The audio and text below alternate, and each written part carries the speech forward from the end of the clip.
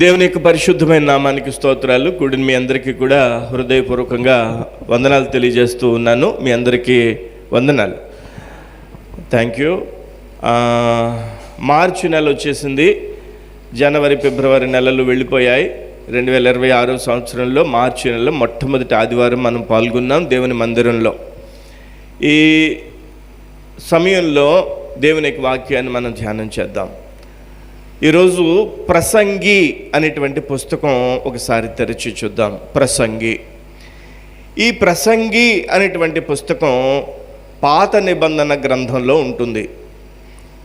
ప్రసంగి అనేటువంటి ఈ పుస్తకాన్ని చదువుతున్నప్పుడు చాలా అద్భుతమైనటువంటి పుస్తకం. బైబిల్ గ్రంథం అంతా అద్భుతమే, కానీ ప్రసంగి అనేటువంటి ఈ పుస్తకం ప్రతి ఒక్కరూ చదవాలి, ప్రతి ఒక్కరూ వినాలి. అద్భుతమైనటువంటి విషయం అన్నమాట. ఈ ప్రసంగి గ్రంథంలో ప్రభువారు మన కోసం వ్రాయించారు. ఇక్కడ యెహోవా వాక్కు అనే పదం ఏమీ కనిపించదు మనకి. దేవుడు ఇలా చెప్తున్నాడు, దేవుడు ఇలా సెలవిస్తున్నాడు అనే ఏమీ కనిపించవు. కానీ ఒక భక్తుడు తాను తన యొక్క ఎక్స్పీరియన్స్ని, తన యొక్క అనుభవాన్ని చెప్తాడు ఈ ప్రసంగి గ్రంథంలో.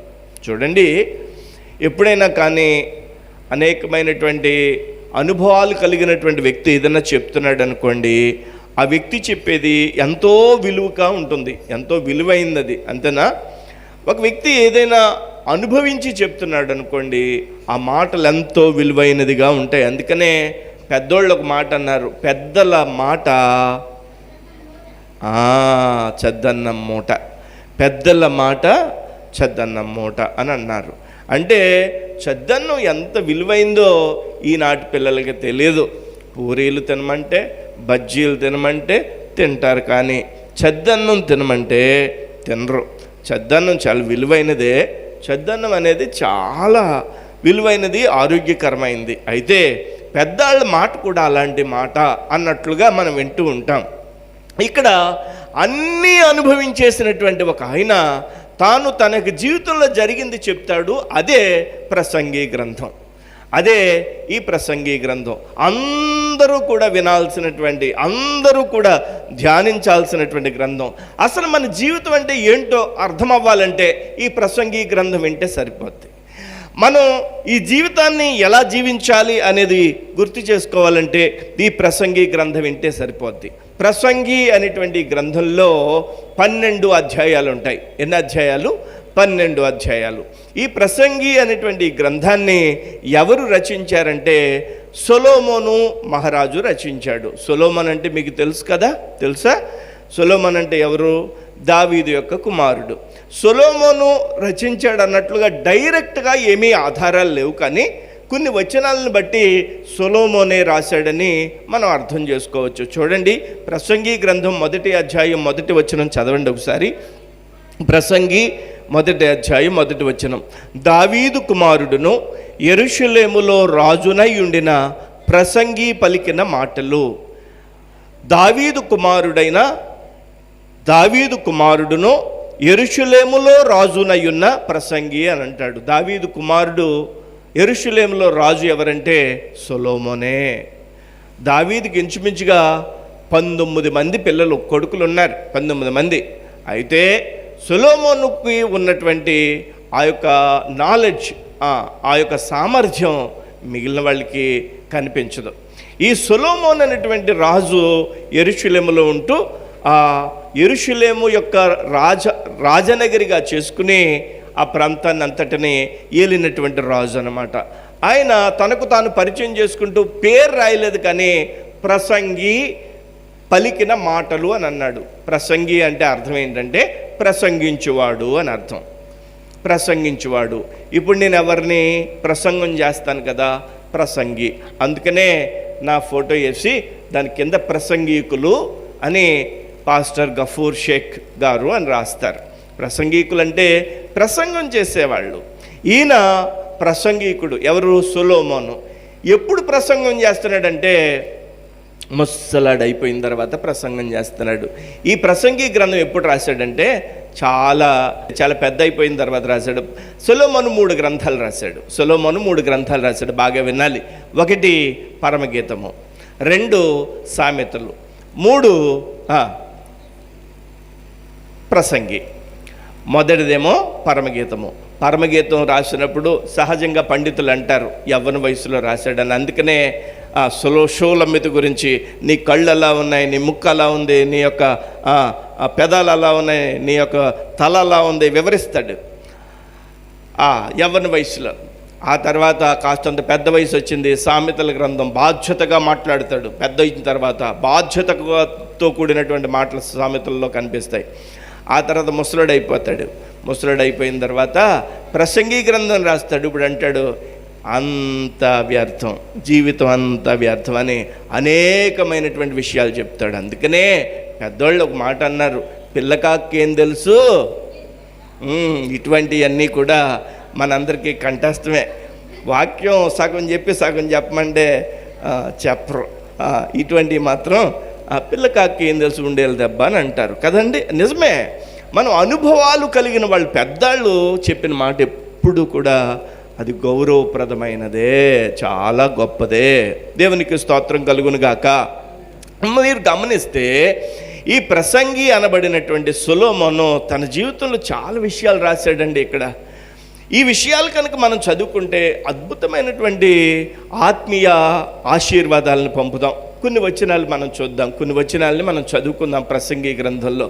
ఎప్పుడు చెప్పినట్లుగా కాకుండా ఈరోజు ఒక ప్రత్యేకమైన రీతిలో చదువుతా వివరిస్తాను గ్రంథాన్ని.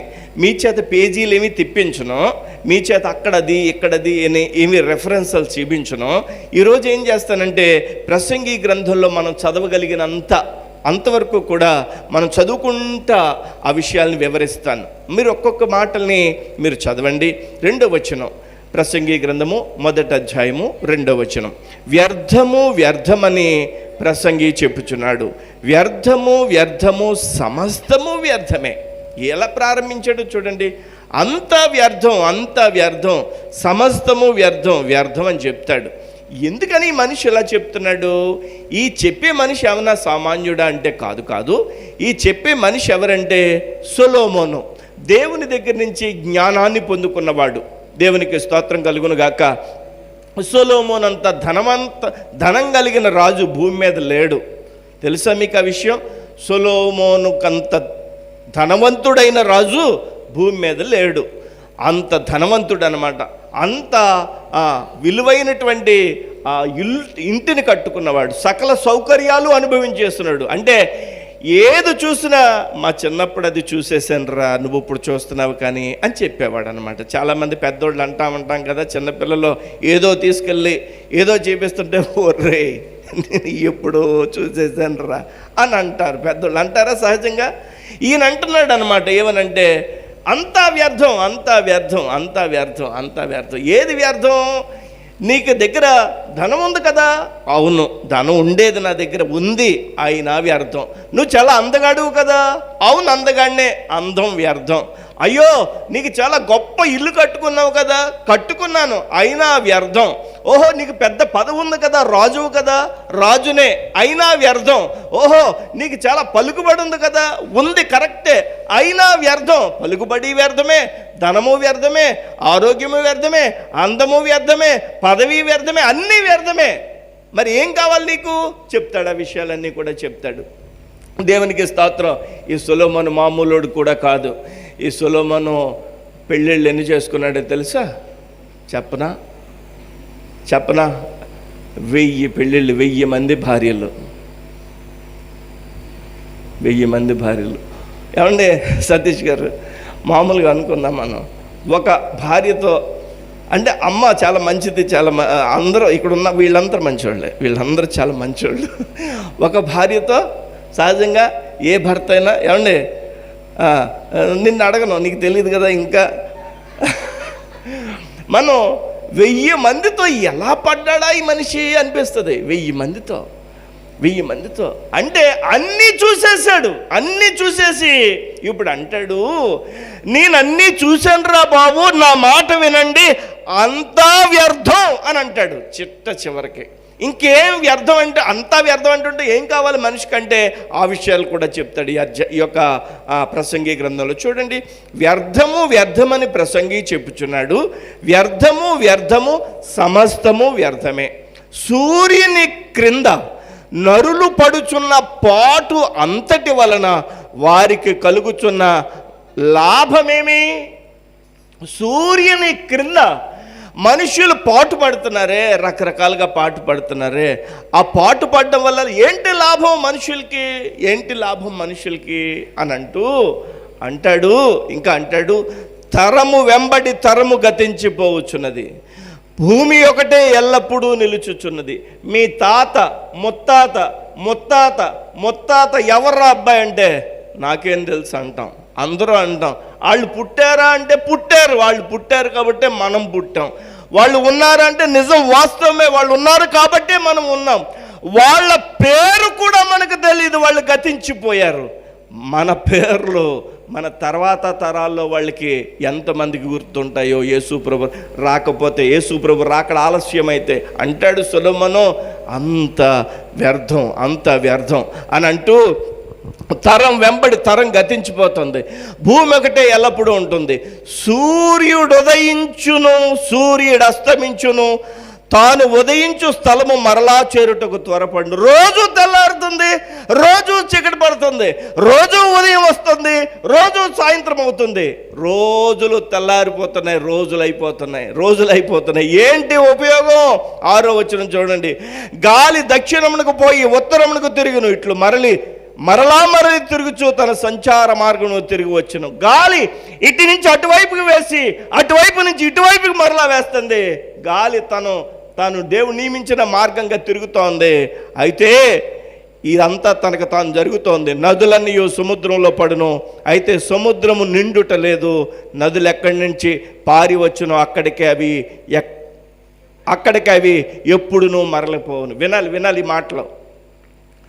సముద్రంలోనికి నదులన్నీ ప్రవహిస్తున్నాయి, కానీ సముద్రం నిండుతుందా? గోదావరి ఆ గట్టు కనుక తెగిపోతే ఒక పావు గంటలో మొత్తం ఊరులు నింపేస్తుంది. కృష్ణానదికి మొన్న మధ్య గట్టు తెగిపోతే ఏమండి, విజయవాడ మొత్తం మునిగిపోయింది. మునిగిందా లేదా? అలాంటి ఊరుల్నే ముంచేసేటువంటి ఈ నదులు ఇంతకాలంగా ప్రవహిస్తూనే ఉన్నాయి. ఎక్కడికి ప్రవహిస్తున్నాయంటే సముద్రంలో పడిపోతున్నాయి ఈ నీరన్నీ. కానీ సముద్రం నిండడం లేదు, ఎప్పుడు చూసినా అక్కడే ఉంటుంది దాని యొక్క సరిహద్దు. ఎన్ని నదులు ప్రవహిస్తున్నాయో తెలుసా? నేను పొద్దుట చూశాను, గూగుల్లో చూసి అడిగాను గూగుల్ని, సముద్రంలో మా భారతదేశంలో ఎన్ని నదులు ప్రవహిస్తున్నాయని అడిగితే 14 పెద్ద నదులు ప్రవహిస్తున్నాయి, 44 సామాన్యమైన నదులు ప్రవహిస్తున్నాయి, ఇంకా అనేకమైన చిన్న నదులు ప్రవహిస్తున్నాయి అని అంటాడు. 1, 2 కాదు, అంత పెద్ద నదులు ప్రవహిస్తుంటే సముద్రం నిండడం లేదు. ఈ మనుషులకి బుర్ర లేదా? గాలి ఇటు నుంచి అటు వెళ్తుంది, అటు నుంచి ఇటు వస్తుంది, సముద్రంలోనికి నదులు వెళ్తున్నాయి, నిండడం లేదు. ఇంకా మనిషి పుడుతున్నాడు, చనిపోతున్నాడు, తరాలు మారిపోతున్నాయి, బుర్ర ఏమీ ఉపయోగించడం లేదు ఈ మనిషి అని అంటున్నాడు. ఇంకేమంటున్నాడు చూడండి, ఎడతెరిపి లేకుండా, 8వ వచనం, ఎడతెరిపి లేకుండా సమస్తము జరుగుచున్నది, మనుషులు దాన్ని వివరింపజాలరు. చూచుట చేత కన్ను తృప్తి పొందకున్నది, వినుట చేత చెవికి తృప్తి కలుగుటలేదు. మనిషికి తృప్తి లేదు, కంటికి తృప్తి లేదు, తన యొక్క జీవితంలో దేనికి తృప్తి పడడం లేదు. మునుపు ఉండినదే ఇక ఉండబోవునది, మునుపు జరిగినదే ఇక జరగబోవునది, సూర్యుని క్రింద నూతనమైనదేదియో లేదు. ఏది జరిగిందో గతంలో అదే జరగబోతుంది, కొత్తవేమీ జరగడం లేదని అంటాడు.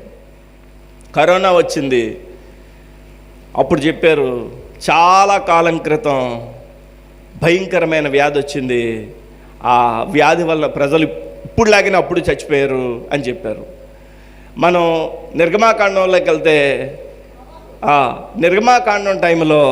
నిర్గమాకాండంలో ఐగుప్తు దేశంలో మోషే యొక్క సమయంలో అనేకమైనటువంటి వ్యాధులు వచ్చి ఐగుప్తీయులు చనిపోయారు, భయంకరమైనటువంటి వ్యాధులు వచ్చినాయి. గతంలో జరిగినవి ఇప్పుడు జరుగుతున్నాయి, ఇప్పుడు జరిగినవి తర్వాత తరంలో జరగబోతున్నాయి. అయితే చూడండి, నూతనమైనదని ఒకదాని గురించి ఒకటి చెప్పను, అదియును మనకు ముందుండిన తరములలో ఉండినదే. పూర్వులు జ్ఞాపకమునకు రారు, పుట్టబోవారు జ్ఞాపకము తరువాత నుండబోవారికి కలగదు. పూర్వీకుల గురించి మనం మర్చిపోతాం, మన గురించి మన తర్వాత తరాల వారికి జ్ఞాపకం ఉండదు. అంతా వ్యర్థం అని అంటాడు, అంతా వ్యర్థం అని అంటాడు. అయితే మరి వ్యర్థమైనటువంటి ఈ మనిషి ఇంకేం చెప్తున్నాడు చూద్దాం. ప్రసంగినైన నేను యెరూషలేమునందు ఇజ్రాయేలీల మీద రాజునై ఉంటుంది. ఈ మాటను బట్టి సొలొమోనే ఈ ప్రసంగి గ్రంథాన్ని రాశాడని మనం నిర్ధారించుకోవచ్చు. ఇంకా అంటాడు చూడండి, 18వ వచనం, 3వ అధ్యాయం 18వ వచనం చదివాక నేను మరలా చదివిస్తాను. అది 3వ అధ్యాయం 18వ వచనం. 3వ అధ్యాయం 18వ వచనం. కాగా తాము మృగముల వంటి వారని నరులు తెలుసుకున్నట్లు. అంటే మనుషులు ఎవరంటే మృగాల లాంటి వాళ్ళు. మనుషులు జంతువులు ఒకటే. జంతువులకి అవి ఎందుకు పుట్టాయో తెలీదు, నరులకి ఎందుకు పుడుతున్నామో తెలీదు. నరులు పెరుగుతున్నారు, జంతువులు పెరుగుతున్నాయి. అయితే నరులు మృగాల లాంటి వాళ్ళు అని అంటూ చూడండి, 1వ అధ్యాయం 12వ వచనం దగ్గర నుంచి మరలా 13వ వచనం నుంచి మరలా చదువుదాం.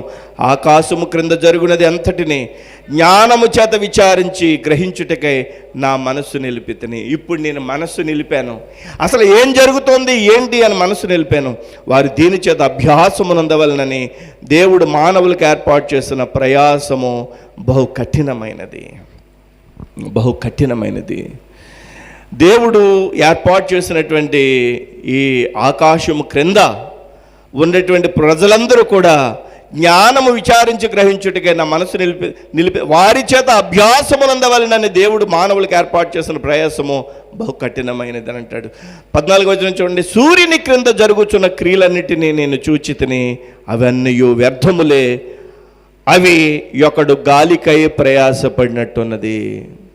సూర్యుని క్రింద జరిగే ప్రతీది కూడా వ్యర్థం.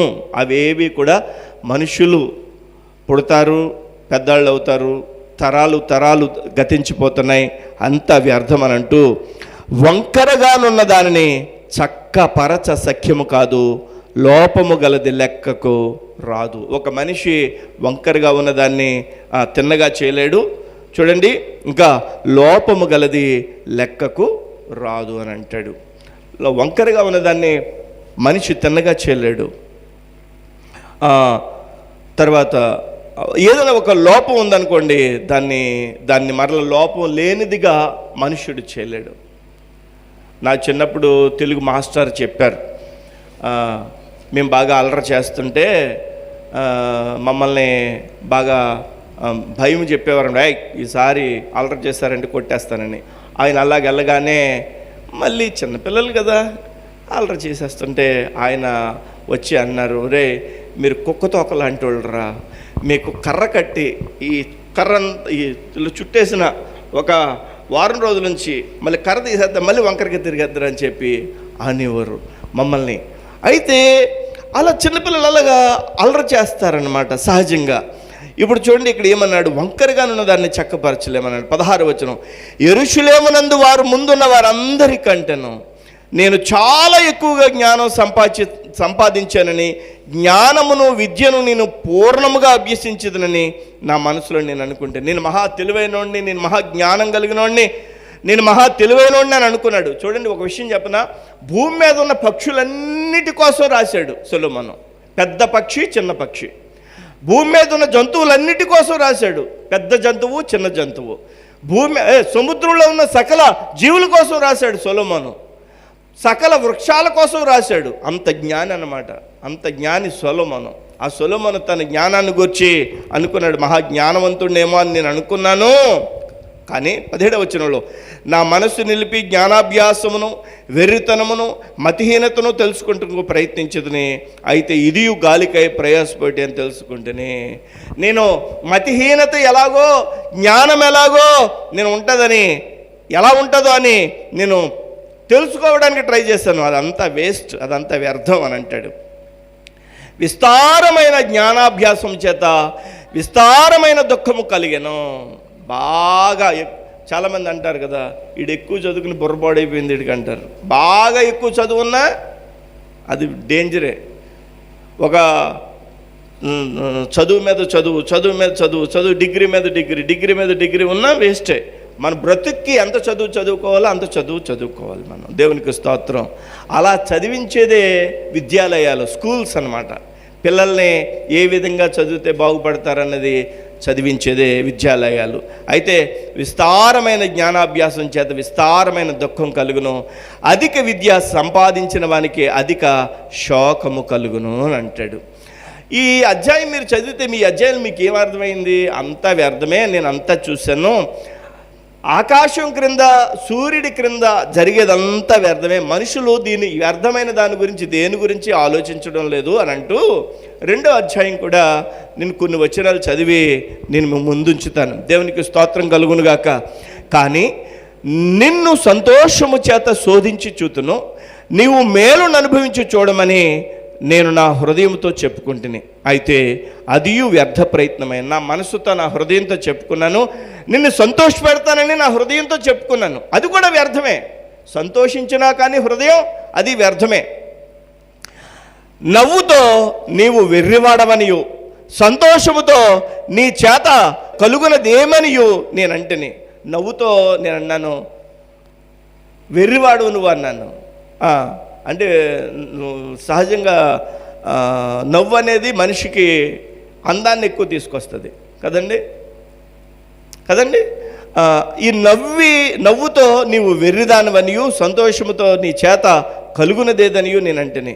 నా మనసు ఇంకను జ్ఞానము అనుసరించుచుండగా ఆకాశము క్రింద తాము బ్రతుకు కాలమంతయు మనుష్యులు ఏమి చేసి మేలు అనుభవించారో చూడవలని తలంచి నా దేహమును ద్రాక్షారసము చేత సంతోషపరుచుకుందననియు, మతిహీనత యొక్క సంగతి అంతయు గ్రహించుననియు నా మనసులో నేను యోచన చేసేదని. నేను ఇంకో విధంగా ఆలోచించాను. అసలు వీళ్ళు నా మనసును సంతోషపెట్టడానికి, నా హృదయాన్ని సంతోషపెట్టడానికి నేను ఒక ఆలోచన చేశాను. అది ఏంటంటే, ఆకాశం క్రింద తాము బ్రతుకుల కాలం అంతయు మనుషులు ఏమి చేసి మేలు అనుభవించారో చూడవలనని తలంచి నా దేహమును ద్రాక్షారసము చేత అంటే మందు కొడితే సంతోషిస్తున్నారు కదా, నేను కూడా మందు కొడితే ఎలా ఉంటుందో అని ద్రాక్షారసాన్ని త్రాగానని అంటాడు.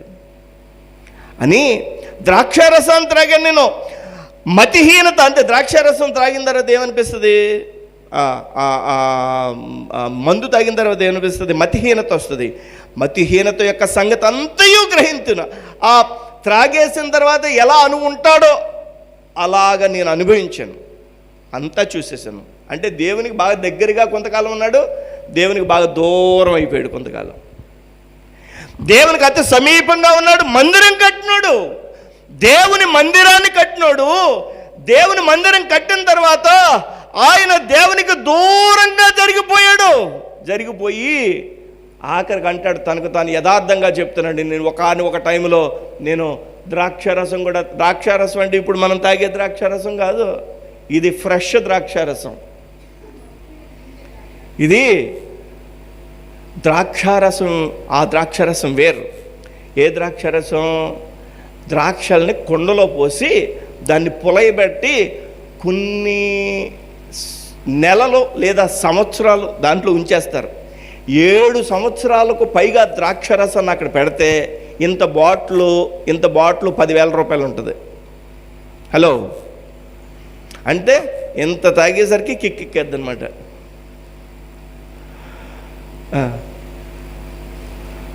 అదంతా చూసేసాను నేను అని అంటాడు.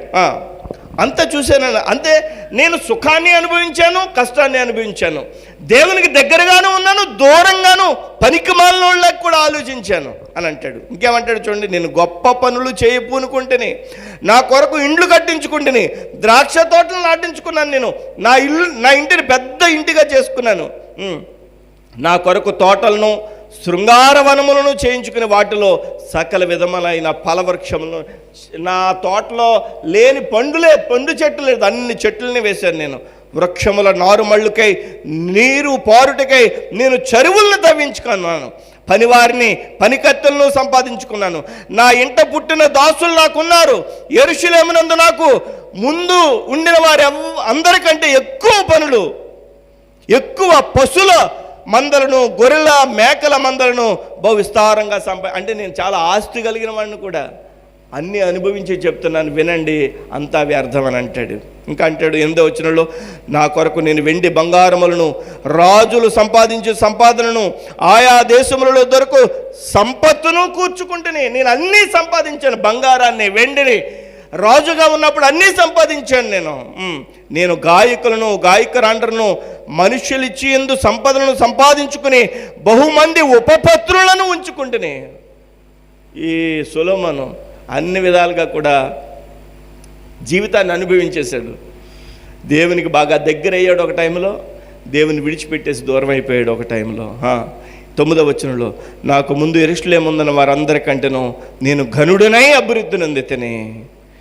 ఆ జ్ఞానము నన్ను విడిచిపోలేదు. నా కన్నులు ఆశించిన వాటిలో దేనిని అవి చూడకుండా నేను అభ్యంతరం చేయలేదు.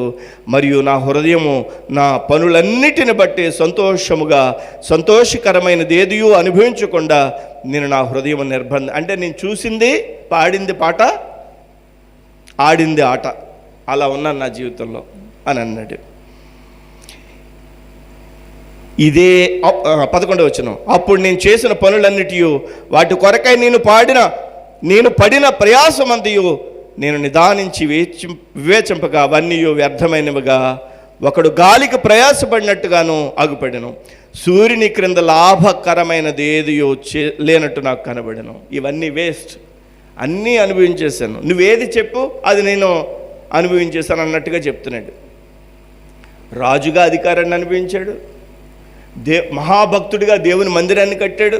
ఏమండి, దేవుని మందిరాన్ని కట్టిన తర్వాత దేవుని మందిరంలో ఉండాలా అన్ని దెబ్బలు తినేసిన తర్వాత అంటాడు, ఒక మాట చదివిస్తాను చూడండి మీకు, అద్భుతమైన మాట అంటాడు. 5వ వచనం, 1వ వచనం చదవండి. 5వ అధ్యాయం 1వ వచనం, నీవు దేవుని మందిరమునకు పోవునప్పుడు ఎప్పుడు అంటున్నాడు? ముసలోడు అయిపోయాక, అన్ని దెబ్బలు తినేసాక, ఏమండి అన్నీ అనుభవించేసి, ఒరే బాబు మీరు మాత్రం ఇలా ఉండొద్దురా బాబు, దేవుని మందిరానికి వెళ్ళినప్పుడు నీ ప్రవర్తన జాగ్రత్తగా చూసుకో అని చెప్తున్నాడు. అంటే ఒక అనుభవం కలిగినటువంటి వ్యక్తి ఏదైనా చెప్తున్నాడంటే దాన్ని మనం పరిగణలోకి తీసుకోవాలి. అందుకనే జీవితానికి దగ్గరగా ఉంటుంది. మీరు ఏ విషయం తీసుకోండి, ఆ విషయానికి సంబంధించిన ఏదైనా ఇన్ఫర్మేషన్ ఈ ప్రసంగి గ్రంథంలో కనిపిస్తుంది మనకి. చూడండి 2వ అధ్యాయం 12వ వచనం చదవండి. ఇప్పుడు రాజు తర్వాత రాబోవాడు ఇదివరకు జరిగిన దాని విషయమై సైతము ఏమి చేయను అనుకుని నేను జ్ఞానమును, వెర్రితనమును, మతిహీనతను పరిశీలించుటకై పూనుకుంటుని. చూడండి, ఇప్పుడు సైక్రియాటిస్టులు ఉన్నారు, సైకాలజిస్టులు. వాళ్ళ దగ్గరికి ఎవరు వెళ్తారు? పేషెంట్లు. సైకాలజిస్టులకి, సైక్రియాటిస్టుల దగ్గరికి ఎవరు వెళ్తారంటే పిచ్చోళ్ళని తీసుకెళ్తారు. మతిహీనత అంటే పిచ్చితనం, దాని అంతేంటో చూస్తానని చెప్పి పిచ్చోడుగా అయిపోయాడు. దాని గురించి రీసెర్చ్ చేశాడంట.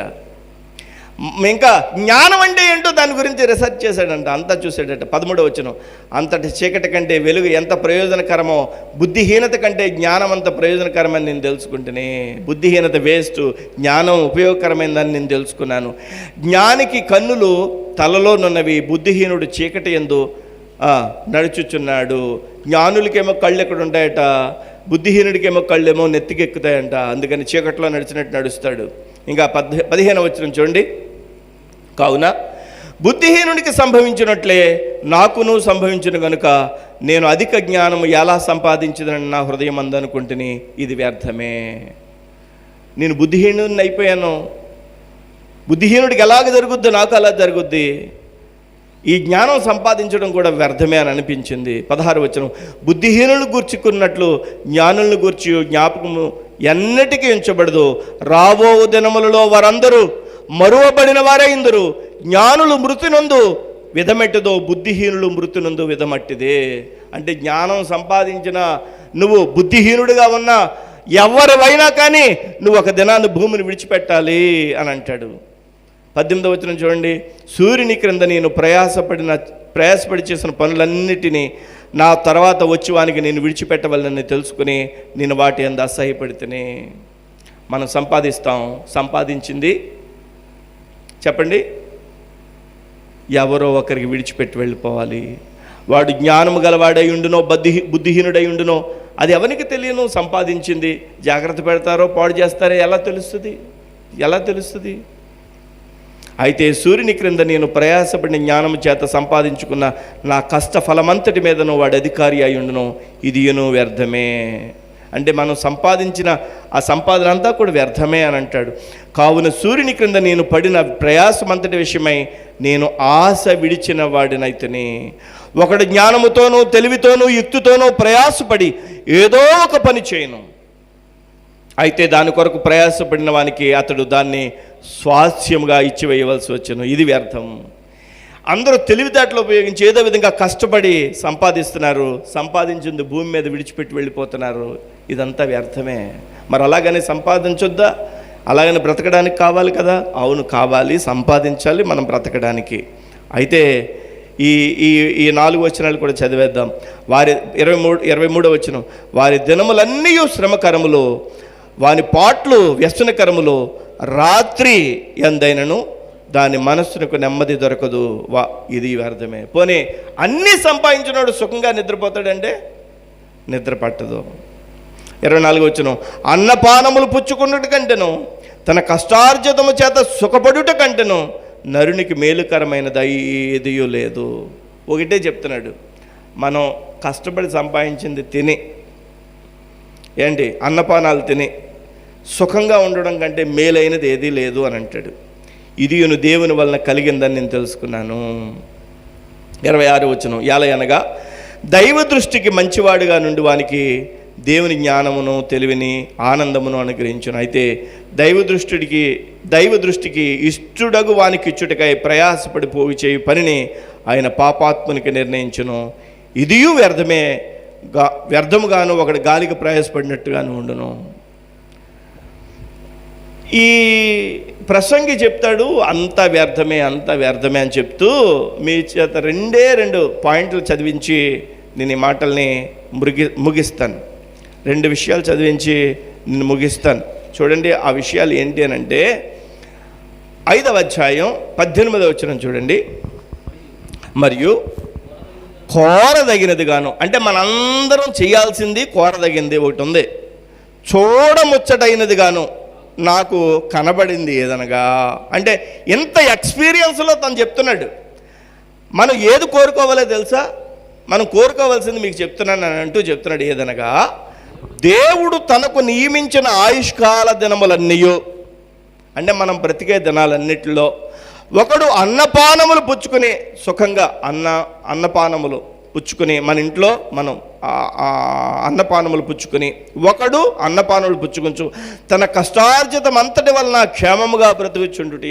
చూడండి, కోటీశ్వరులకి లేని ఆనందం మన చిన్న ఇంట్లో మన ఇంట్లో మనం అనుభవిస్తున్నటువంటి సకల సౌకర్యాలను బట్టి దేవుని స్తుతిస్తాం. అవును కదండి? మనం అనుభవించే సంతోషం పూరు గుడిసెలో ఉండి తాను కష్టపడి సంపాదించుకుని తాను బ్రతుకుతుంటే తన కుటుంబంతో తన సంతోషం కంటే ఎక్కువేం కాదు ఆ బంగ్లాలో ఉండేటువంటి వ్యక్తి యొక్క సంతోషం, ఏం కాదు. అదే అంటాడు, దేవుడు మనకి మేలు చేశాడు, మనం తిని ఆరోగ్యంగా ఉండడమే దేవుడు మనకి ఇచ్చినటువంటి గొప్ప మేలు. మీకు చిట్ట చివరి అధ్యాయం 12 అధ్యాయాల్లో చిట్ట చివరి అధ్యాయం 13వ వచనం 14వ వచనం చదివి ఈ యొక్క మాటలను మనం ముగించుకుందాం. చిట్ట చివరిగా చెప్తాడు, ఇదంతయు వినిన తర్వాత, నేను చెప్పాను కదా ఈరోజు, ఇదంతా విన్న తర్వాత తేలిన ఫలితార్థం ఏదనగా, చిట్ట చివరికి తేలిన ఫలితార్థం ఏంటంటే దేవుని యందు భయభక్తులు కలిగి ఉండి ఆయన కట్టడలను అనుసరించి నడుచుచుండవలెను. దేవుని మాటలు వినాలి, దేవుని కట్టడల్ని అనుభవించాలి. నేను చాలా అనుభవించి దేవునికి చాలా దూరం అయిపోయాను, చాలా నష్టపోయాను. నేను ఆనందాన్ని చూశాను, కష్టాన్ని చూశాను, శ్రమని చూశాను, అన్నీ చూసేసాను. నేను అనుభవించిన వానిగా చెప్తున్నాను, మీరు దేవునికి దూరం అవ్వద్దు అని అంటున్నాడు. చివరికి తేలిన ఫలితార్థం ఏదంటే దేవుని యందు భయభక్తులు కలిగి ఉండి ఆయన కట్టడలను అనుసరించి నడుచుచుండవలను. మానవ కోటికి ఇదియే విధి. గూఢమైన ప్రతి అంశమును గురించి దేవుడు విమర్శ చేయనప్పుడు ఆయన ప్రతి క్రియను అది మంచిదే కానీ చెడ్డదే కానీ తీర్పులోనికి తెచ్చును. దేవుడు న్యాయ తీర్పు తీరుస్తాడు. మనం తీర్పులోనికి రాకుండా ప్రభు యేసుక్రీస్తు యొక్క రక్తం ద్వారా విమోచించబడి ఆయన యొక్క రక్షణలోనికి పాలు పొందుదాం. సొలొమోను రాసినటువంటి ఈ యొక్క ప్రసంగి గ్రంథం ద్వారా మనం చదువుతుంటే ఎంత అద్భుతంగా ఉంటుందో. అన్నీ నేను చూసేసాను, అంత వ్యర్థమే. నేను టేస్ట్ చేశాను, రుచించాను, అన్ని విధాల. నువ్వు ఏ విషయం చెప్పు, పాపం గురించి చెప్పు, పరిశుద్ధత గురించి చెప్పు, గౌరవం గురించి చెప్పు, ఆరోగ్యం గురించి చెప్పు, పదవి గురించి చెప్పు, అన్నీ నేను చూసేసాను, అంత వ్యర్థమే. చిట్ట చివరికి చెప్పేది ఏంటంటే దేవుని యొక్క కట్టడలను అనుసరించడం అనేదే కరెక్ట్ అయింది. కాబట్టి దేవుని కట్టడలను అనుసరించే కృపాశీర్వాదాలని దేవుడు మనకు అనుగ్రహించి దేవుడు మనందరిని దీవించి ఆశీర్వదించునుగాక. Amen, amen. దేవుడి మాటలు మన హృదయంలో ఫలింపచేయునుగాక. అందరూ కూడా మోకరించండి, చిన్న ప్రార్థన చేసుకుందాం.